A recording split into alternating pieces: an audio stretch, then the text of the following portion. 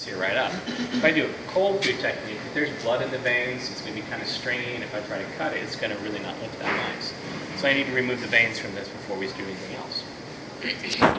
On this lobe, I'm going to turn it over, and I'm going to separate this lobe from the large one. I'm going to let the other group fabricate this lobe. This one's very similar, so I'm going to actually give you the demo on the smaller version. Take your paring knife. Well, actually, I should say beforehand, what we did is we left it in the cryovac bag and put it in room temperature water and let it sit for about an hour, so it comes to room temperature. If you don't do that and you pull it right out of the refrigerator and try to cut into it, it just chips and falls apart like cold butter.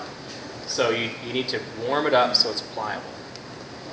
Take your paring knife, use the back of the paring knife as you cut down, because I don't want to cut through the veins, I want to cut down to them.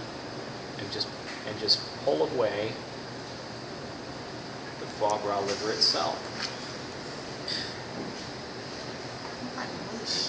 Yeah, it's very soft. That's because it's fat, right? Because the other liver doesn't do that. Yeah, that's right.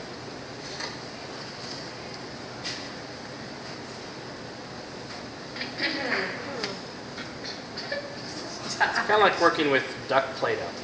Yeah. It's kind of gross. This is your brain on crack.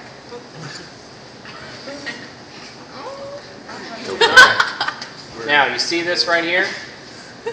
Large, kind of works its way out in smaller veins. Get underneath it. Grab it. Kind of pull it. Nice. Wow. Now, after you've got that layer, you go down a little bit further. You're going to find a whole new one. Now see how it's kind of dark right here? There's still a little bit of blood here. So you can take some of that, it's really dark, and remove it. It already looks like that day. It does already look like that day. It is pasty. Quit talking about my skin like that. I know I'm pasty. I wish that. It's a big one. Okay. Now that I can see vein structure, again, get underneath it. So there's not an easier way to do this?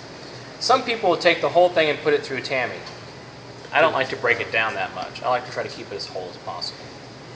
So that's a majority of it, and that's all we really need to get out. Now we've got this kind of opened up, mushy looking mess. But it is like Play-Doh. We can reconstruct this and it'll be just fine. So if I get you to grab that green salt mix. The $6 million man, we can rebuild you. Kind of like that. But the $32 a pound lobe of foie gras. So we're going to season the inside. So it's $32 a pound? Not too bad. That's a lot. You only use a little small chunk though, generally. Yeah, in a portion. it's rich.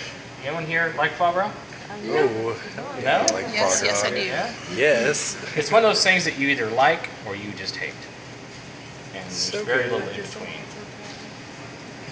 Oh, I hate I usually cilantro. prefer it with something else. Yes, not Yeah. just by itself. I like it I know pan some seared people- with a nice, gastriques type of sauce. It's good. I love it on top of a steak. Okay. Now we're going to break this down into 2 separate pieces. This one will break down into 3 separate Consider it pieces. served with This is a the steak bucket. or a tenderloin. Buttery and delicious. We're talking about your mom. Now there are some chefs out there that really Not quite that. are opponents to the whole foie gras process. Anyone live in Chicago? Charlie Trotter is famous for banning or getting the city to ban foie gras consumption. Yeah. And the reasoning Consumption. behind? Well, because he didn't like the way the foie gras was being produced. Oh, because of the force feeding? Yeah. So he convinced the city to ban it in Chicago. So what they did is they wrote the law saying you cannot sell foie gras in the city of Chicago.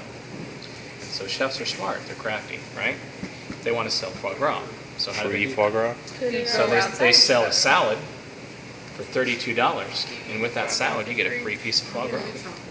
Wait, what? Free. Yeah. Free Because they didn't sell it, they're giving it away for They're free. giving it away for free. See? You'd buy a salad for $32, and with that salad you get a free piece of foie gras.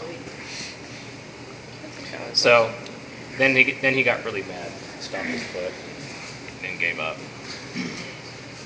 I'm not a big Charlie Trotter fan.